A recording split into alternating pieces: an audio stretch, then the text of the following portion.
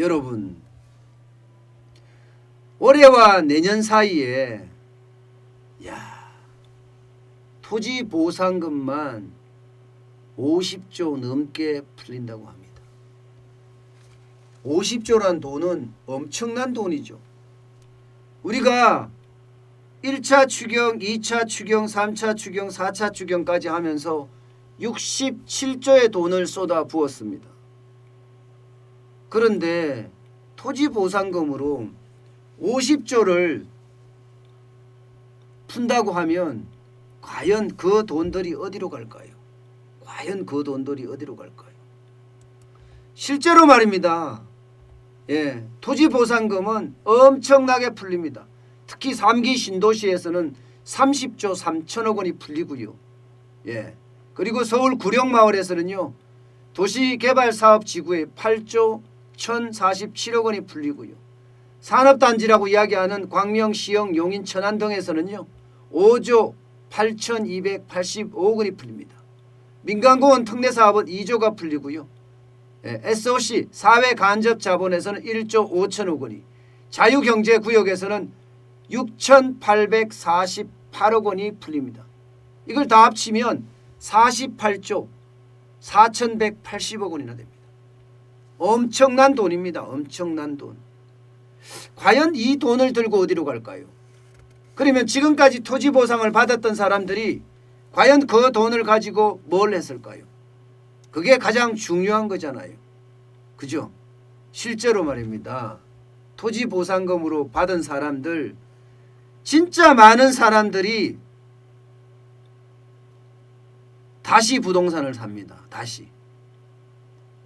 국토교통부가 마지막으로 조사했던 게 2006년입니다. 토지보상금 수령자 131개 지역에서요.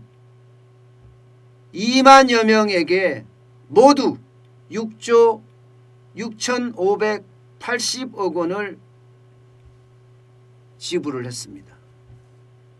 그중에서 절반가량 48.9% 3조 2,525억 원이 다시 부동산으로 쓰여진 것으로 나타났습니다. 그러면 지금 50조가 풀린다.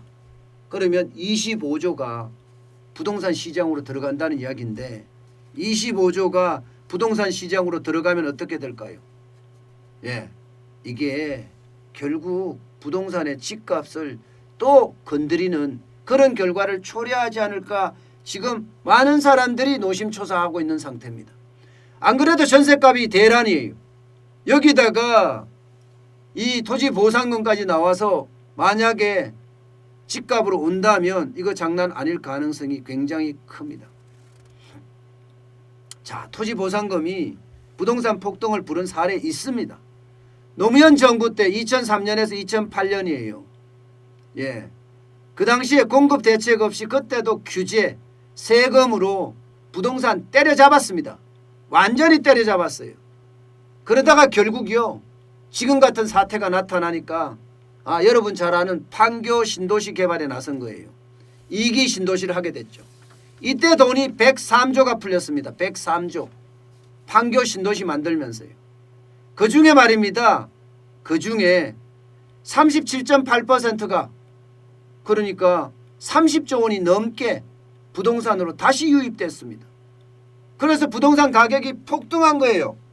부동산 가격이. 실제 중위아파트 가격 85제곱미터가 94%의 어떤 이럴 정도로 폭등했습니다. 이미 그런 사례가 있어요. 노무현 정부 때. 지금 만약에 3기 신도시가 나와서요. 이 돈이 시중에 뿌려진다. 이러면 폭등의 조짐도 아직 남았다는 거예요. 폭등의 조짐도. 결국은 여러분 똘똘한 한채는 제가 더 올라갈 수도 있다. 이런 말씀을 계속 드린 게 아무리 규제하고 아무리 세금을 때려도 자산가들에게는 아무런 의미가 없다. 이런 얘기예요. 이런 얘기예요. 결국은 부동산은 계속 올라갈 수밖에 없는 그런 상황이다. 이렇게 얘기할 수가 있습니다.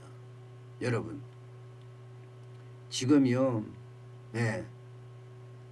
이대로 계속 간다.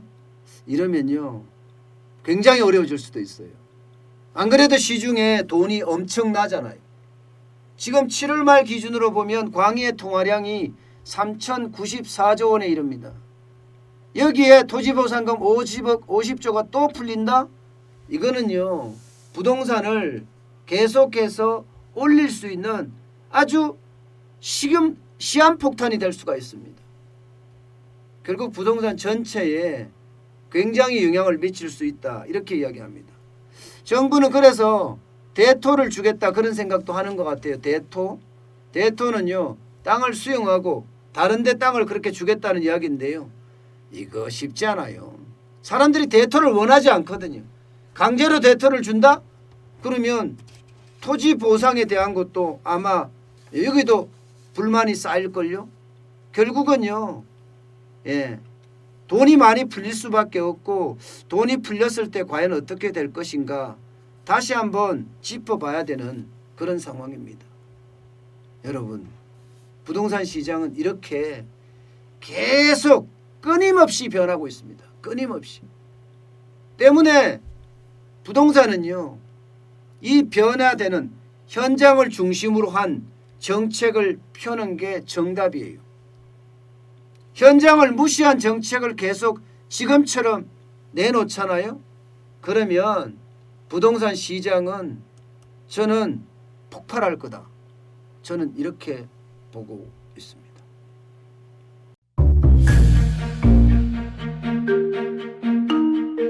세종대왕과 샤넬 넘버5 벤츠 자동차의 최고급 기종인 마이바흐의 공통점을 아시나요? 바로 침향입니다. 침향이란 동남아시아에서 자생하는 침향나무가 상처를 입었을 때 스스로를 보호하기 위해서 분비시키는 침향나무의 진액입니다.